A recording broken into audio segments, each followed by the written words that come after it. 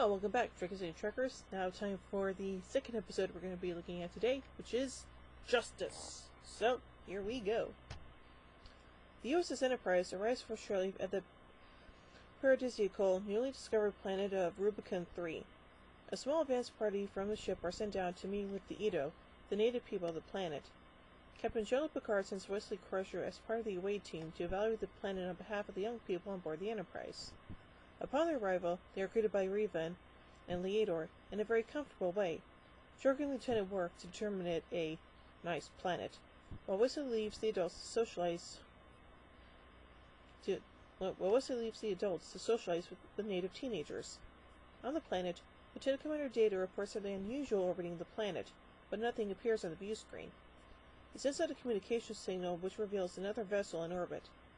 A small ball of light enters the bridge and communicates with Picard in a booming voice, warning him not to interfere with the Edo, calling them his children. The intruder then incapacitates Data. Oh, that's not good. On Rubicon 3, the Edo explained to Lieutenant Tasha Yar and Worf that capital punishment is used to enforce their laws. The away team rush to warn Wesley, only to discover he has accidentally broken a greenhouse while playing catch with the Edo youths. An Edo mediator, or policeman, attempts to give Wesley a lethal injection for this infraction of the law, but Yar and Worf draw out their phasers. On the ship, the sphere leaves Data's body and departs. Picard, upon hearing of the situation with Wesley, transports to the surface. He meets with representatives of the Edo in a council chamber and explains that Earth no longer practices capital punishment. Some Edo interpret this stance as an attempt by the Federation to push their superiority, suggest that Picard should mount a rescue effort for the boy. He says he cannot, quoting the Prime Directive. Picard asks about the mysterious vessel in orbit and discovers that the Edo worship it as a god. He returns to his ship with Revan, an Edo, and Counselor Deanna Troi. Revan sees the strange ship from orbit and confirms that it is the Edo's god. She is transported back to the surface when the ship threatens the Enterprise for taking her away from the planet. Data reveals that, while he was in communication with the entity, it will protect the Edo as if they were its children. After considering their options, Picard returns to the planet's surface and announces that he is willing to risk the wrath of the entity. He orders the transportation of Wesley to the Enterprise, but the entity does not allow the transporters to operate. Picard pleads with the Edo god that laws must allow for exceptions to ensure justice, and after this statement the transporters go back online and allows the away team to return. Upon leaving the planet, Picard communicates with the entity to inform it that they are leaving, and they will remove recently placed colonists at a nearby star system under the entity's claimed jurisdiction, if the entity expresses so. Without replying, the entity disappears. Picard regrets they cannot communicate more, and the Enterprise departs. Wow, again with more entity stuff? Jeez. Anyway, let's get some production notes here. John D.D.F. Black's original pitch featured a story about capital punishment.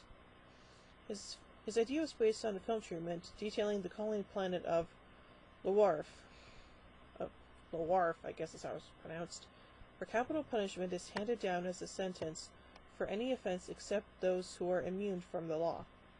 In the treatment, a security officer is killed by a local law enforcement officer, who was then killed himself by his partner for unjustly killing the Enterprise crewman.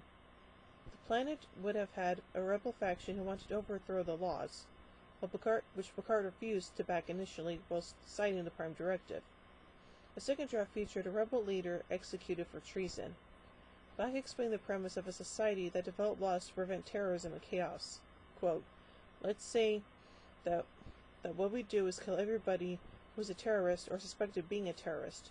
Now that people have killed everybody, what do they do? The idea was rewritten by the show's creator Gene Roddenberry and writer Worley Thorne. It was Roddenberry and Thorne who created the godlike entity and sexed up the Edo. James L. Conway directed the episode, having just finished the MacGyver episode, Jack in the Box. Josh Clark, who played a con officer in Justice, later appeared as Lieutenant Joe Carey in all 7 seasons of Star Trek Voyager. Interesting. Justice is the first episode of Star Trek The Next Generation filmed mostly on location, and the first of any scenes on location other than those set in the holodeck in Encounter at Farpoint.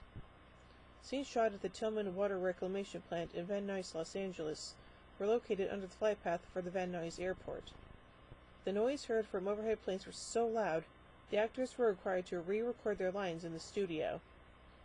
Filming for the scene where Wesley crashes into the greenhouse occurred on the grounds of the Huntington Library in Pasadena, California. Nice.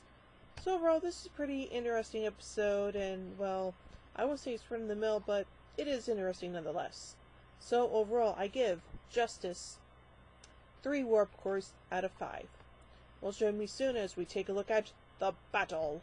So, until then, live long and prosper, everybody.